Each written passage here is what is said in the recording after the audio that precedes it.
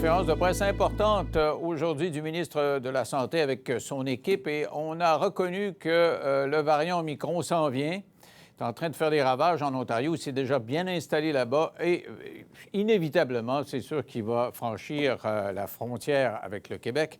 Et là, il faudra vacciner davantage parce que le vaccin s'est essoufflé, le Pfizer, entre autres, puisqu'on a des données maintenant d'études réalisées en Afrique du Sud. Et une troisième dose permettra de faire face à ça. Mais pour l'instant, on est plus ou moins organisé. Parce que le ministre Dubé demandait des vaccinateurs. On manque de vaccinateurs. On a l'impression qu'il n'avait pas prévu ça. Pourtant, depuis le début de la pandémie, qu'on le sait qu'il risque d'y avoir des plures de bananes, bien, c'en est une. On va parler de ça avec Frédéric Bérard et Gilles Proulx. Bonsoir à vous deux. Bonsoir. Allô. Frédéric, comment tu réagis au gouvernement qui dit hey, on manque de vaccinateurs, venez-vous-en, là? Il y aurait eu un truc assez facile, hein? Ça aurait été de garder leur numéro de téléphone à ces vaccinateurs-là. On en parlait avant le show, là, je ne veux pas vendre ton propre scoop, mais pour moi, ça démontre toute cette espèce d'improvisation de A jusqu'à Z de ce gouvernement-là. On s'entend, là, une pandémie, c'est difficile, il y a de l'imprévu, ça, on comprend tout ça.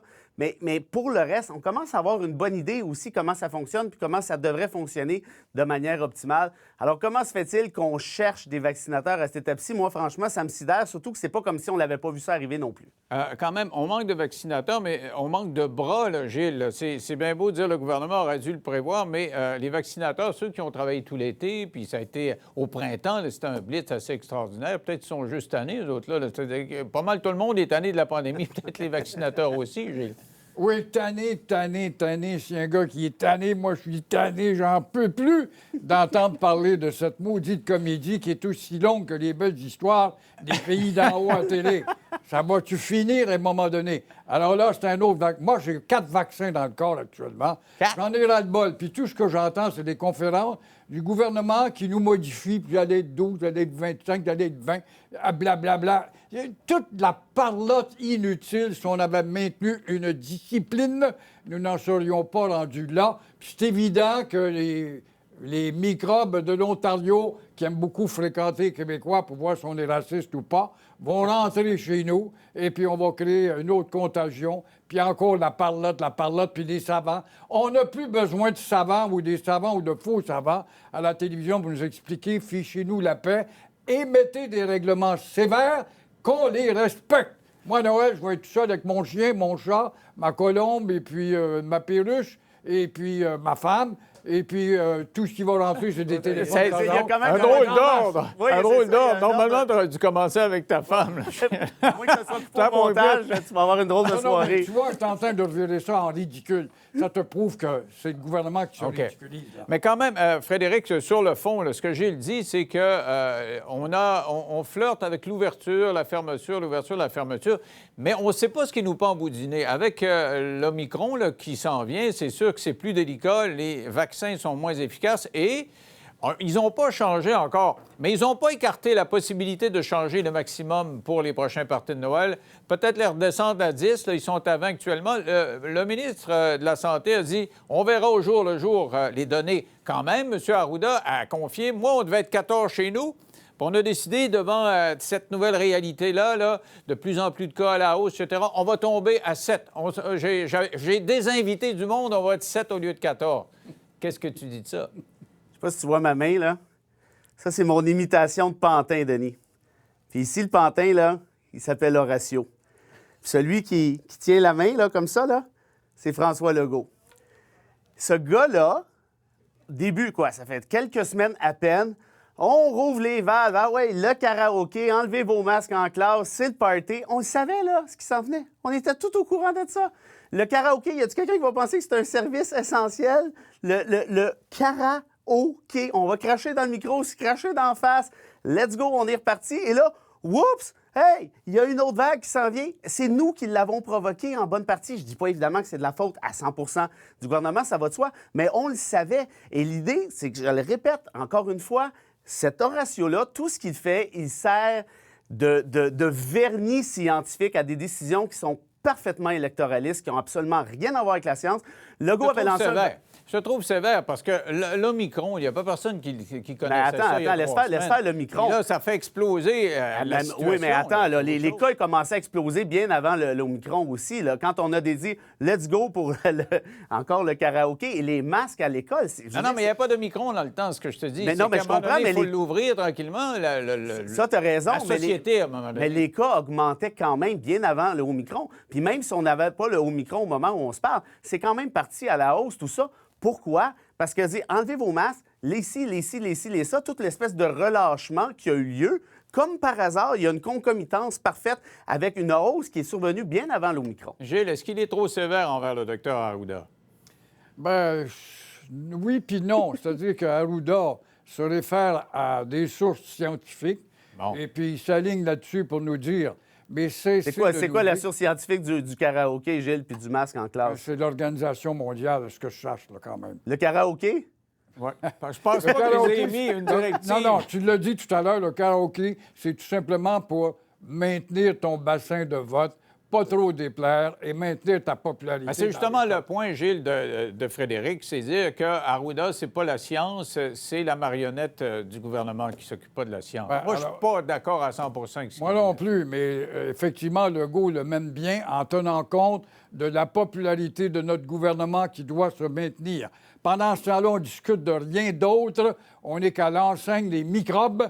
On ne parle que de cela. Mais Et Gilles, il y a pourtant d'autres choses. quand le micron Quand tu par- arrive, là, puis on dit que c'est 2 fois et demi plus contagieux, que le vaccin n'est plus efficace qu'à 33 contre ce bébite-là, et à 70 seulement aussi contre les hospitalisations si on n'a pas de troisième dose, on va quand même pas pour se mettre à parler, je sais pas moi, de la Ben ouais, disparition on des trouve, morts. on trouve un thème à tous les jours. Là, il n'y a pas assez de vaccineurs, puis ils sont rendus où, ils sont couchés, ils sont fatigués, je ne sais pas. Mais quant à ça, il n'y a pas assez de plongeurs dans un restaurant, il n'y a pas assez de serveuses, il n'y a pas assez de ceci, il n'y a pas assez de constructeurs, il n'y a pas assez dans toutes les disciplines de la vie actuellement. Alors, c'est tout à fait normal qu'on n'ait pas assez, les infirmières qui sont peut-être tannées, puis fatiguées. Puis comme ils nous inventent ou ils nous introduisent à de nouveaux mots, bien là, il faut aller au Palais des Congrès ou à la clinique se faire vacciner, puis il manque de monde. Moi, je suis rendu à 4, là. J'en ai ras-le-bol. Comment ça, 4, Alors, Gilles? va-tu falloir que j'en ai un Gilles, comment cinquième? ça, 4? Je comprends pas.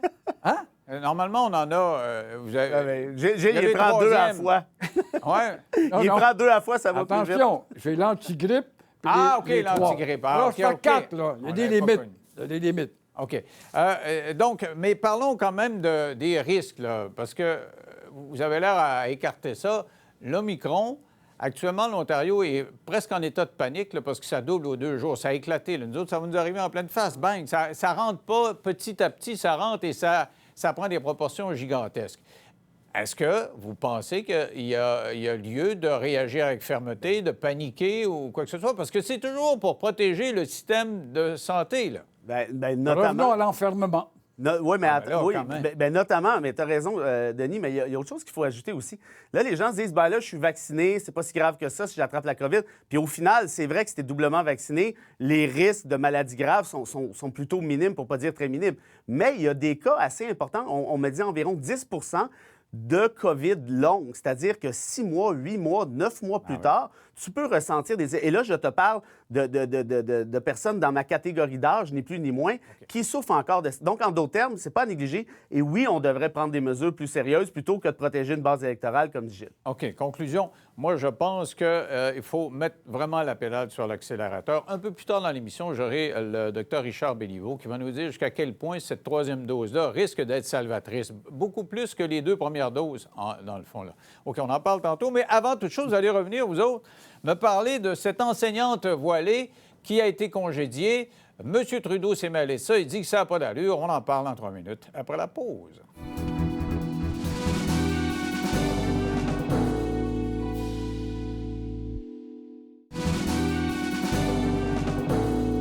Avec moi, Frédéric Bérard et Gilles Proulx. Donc, aujourd'hui, on va parler de cette enseignante qui portait le voile et qui a été congédiée en Outaouais par une commission scolaire anglophone. Le premier ministre Trudeau a réagi et il dit, là, vous voyez, c'est l'incarnation de ce qu'il y a de mauvais, d'inégalitaire dans cette loi 21 là, qui empêche un professeur d'être voilé. Gilles, réaction. Quelle hypocrisie! Il n'y a pas de puits assez profond sur la Terre pour atteindre la profondeur de l'hypocrisie anglo-saxonne. Tout ça, c'est organisé par des sbires à Trudeau. Moi, je dis que ça a été provoqué. D'abord, avec la commission scolaire qui ne devait pas engager la fille, on l'engage pareil. C'est provoqué pour que ça atteigne une dimension internationale ou nationale. Ça se rend même du côté de Bob Rae, un grand ambassadeur politicien démagogue, un ancien NPD qui est libéral. J'ai toujours dit que les libéraux et le NPD, c'est la même maudite sauce, la même maudite patente, et qui, là, on veut nous traiter pour qu'on ait un vote de condamnation aux Nations unies. Ça pogne. On malmène les Mohawks, on va aux Nations unies, on nous malmène. Alors, qu'est-ce qu'on peut voir derrière tout ça? C'est une stratégie hypocrite. Okay. Alors qu'un grand premier ministre, Stephen Harper, nous a reconnus comme nation. Et avec une nation, il vient des attributions. Dans les attributions, peut-tu avoir au moins la timide, je répète, je ne sais pas si mon confrère va sursauter, oui, la timide loi 21. Alors, sursaut. Okay, je ne peux pas sursauter bien plus que ça, vous ne me verrez plus dans l'écran. Est-ce que j'ai entendu Gilles dire que Stephen Harper est un grand premier ministre? Oui, moi aussi, j'ai entendu ça. Oui. Voilà, il est temps qu'on aille en vacances, là, mon Gilles. Non, il est grandement temps que tu vois les deux côtés de la médaille. Attends un peu, t'es allé trop loin, là. Attends un peu, t'es allé, là, tu sors de la patinoire. Stephen Harper, après ses mandats, a été recommandé par l'Organisation mondiale. Stephen Harper est un... OK, on ne fait pas le débat sur Stephen Harper. Non, on arrête ça, là. OK, parfait.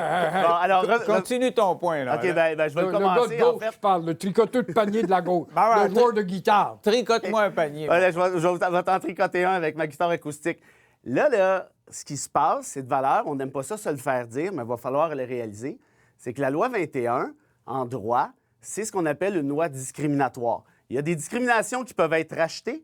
Il y en a qui ne sont pas rachetés. Dans ce cas-ci, ce que Bob Rae dit, c'est qu'à l'ONU, cette loi-là va être contestée et fort probablement que ce que l'ONU va nous dire, le Comité des droits de l'homme, c'est que, bien là, vous allez trop loin. Le Canada, incluant le Québec dans ce cas-ci, viole ses obligations internationales. Pour le reste, sur Non, juste finir cette parenthèse-là. Il faut spécifier que Bob Rae est ambassadeur de l'ONU au Canada, puis il a dit que la loi 21 avait un sens profondément discriminatoire. Oui. Alors, c'est pas sa job d'aller commencer. C'est une loi qui existe dans une vingtaine de pays en passant. Mais attends une minute, ça se discute. Pour le reste, moi, j'aimerais juste qu'on revienne à l'essentiel. Oui, vas-y. Il y en a plusieurs qui l'aiment, la loi 21, puis vous savez quoi? C'est tout à fait correct. Il y a un buzz qui s'est créé autour de ça à partir du 11 septembre, parce que sans 11 septembre, on n'a pas de charte des valeurs discutée, puis on n'a pas de loi 21.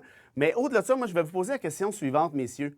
Êtes-vous capable de me nommer un seul cas, pas deux, juste un cas de prosélytisme dans les écoles québécoises au cours des 50 dernières années, mettons? Non, mais c'est une question de principe. Tu es constitutionnaliste. Non, justement, je suis constitutionnaliste. Moi, quand on brime les droits des minorités, ça me prend un objectif réel urgent. Ça me prend quelque chose de sérieux, ça me prend quelque chose de concret, puis c'est pas moi qui l'exige, c'est le droit constitutionnel, non seulement canadien, mais québécois. Alors, le constitutionnaliste, là, comment se fait qu'on brime pas les droits religieux des autres communautés religieuses?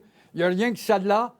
Comment ça se fait que ce n'est que celle-là? GL, si tu regardes les chiffres, là, cette loi-là vise 90 à 90 vivent des femmes musulmanes. That's it, that's all. Il n'y en a pas d'autres ou à peu près pas. Qui sont dominés par des hommes, qui marchent derrière l'homme. OK, bien là, tu vois, là, tu fais exactement ce que je pensais. C'est-à-dire que tout le monde dit non, ça s'applique à tout le monde. Puis là, tu tires la discussion pendant 2 secondes. Paf, un beau gros commentaire contre l'islam, puis l'inégalité, puis ceci. Mais si vous regardez les études scientifiques, le prof et des compagnies vous disent que, ce n'est pas vrai que les enfants sont influencés par ça. Au contraire, c'est positif. Thomas Dick, il faut aller voir ça. La télévision après ça, Paul Lead, qui est sociologue à l'UQAM, va vous dire que les femmes québécoises qui portent le voile, c'est bien de valeur, mais on n'est pas en Algérie ici, on est au Québec. Et ils le portent de plein droit, par choix. Est-ce qu'on peut leur sacrer patience? Non, mais c'est pas une question des écœurés. Non, mais quand même, messieurs, le but de la main-d'œuvre, c'est la laïcité. C'est de dire que ces institutions-là publiques, on dit, tu veux porter le voile en sortant, tu as fini de travailler, mais là...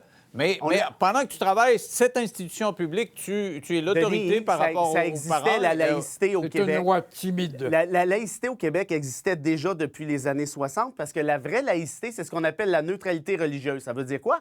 Ça veut dire que l'État te dit pas « moi, je favorise telle religion », puis l'État te dit pas « je nie telle ou telle autre religion ». C'est ça, la neutralité religieuse. Existait pour tasser l'Église catholique. Alors qu'actuellement, il y a nombre de femmes musulmanes, des intellectuelles instruites, qui, c'est drôle, appuient Oui, la loi puis 21. puis ils te Ils sortent- savent ben ce oui, que mais c'est ils te que d'avoir sortent quitté un pays Gilles, où ils elles sortent- avaient été dominées. Ils te sortent leurs vieilles histoires d'Algérie puis en Iran, puis je sympathise Puis avec des eux. vieilles histoires. Mais ça arrive Ça, pas c'est des ici. vieilles histoires, C'est pas ça. vrai. On n'a pas ça. On n'a jamais eu ça, puis on l'aura jamais. Il n'y a jamais eu d'acte terroriste en rapport aux musulmans, sauf Alexandre Bissonnette contre des musulmans. Arrêtez de focusser OK, mais là-dessus. revenons à la commission scolaire qui a engagé cette personne-là. Pas il y a 20 ans, là, parce qu'il y a une clause grand-père, là, c'est-à-dire que celles qui portaient le foulard avant l'adoption de la loi 21 peuvent continuer à le porter, c'est les nouvelles. Ils l'ont engagé quand même.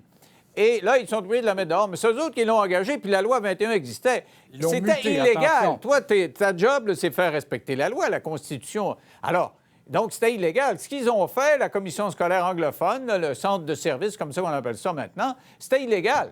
Bon, mais attends une minute, là. La cause supérieure, gars, je le sais, tu connais mon billet, là, je l'ai plaidé, cette cause-là. Là. Fait que, à l'autre conflit d'intérêt, là, je le divulgue.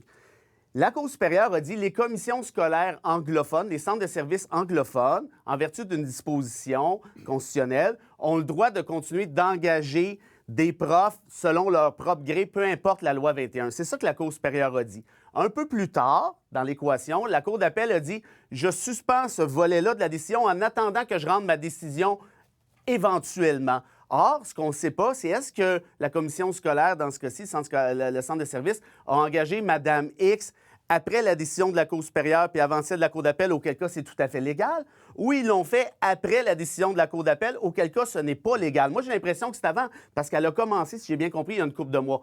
Or, évidemment, je vais être d'accord avec toi. Moi, je suis avocat, donc je suis officier de justice. Je ne vais pas encourager personne à défier la loi. Au contraire, il faut la respecter telle qu'elle est jusqu'à temps que les tribunaux rendent une décision formelle. Mais ce que je sais, par contre, c'est qu'on n'est pas certain à savoir où ça s'est situé ici dans l'échiquier. OK. Gilles, toi, tu vois ça comment? Parce qu'il y a des gens qui disent que c'est une provocation là, des Oui, autorités. c'est une provocation. Mais pourquoi c'est ils l'ont congédié après? C'est une stratégie politique organisée directement des bureaux d'Ottawa. Hey, quand tu es rendu là, aux Gilles, Nations là. Unies avec un politicien démagogue qui n'est pas un diplomate, mais un politicien, il faut voir un...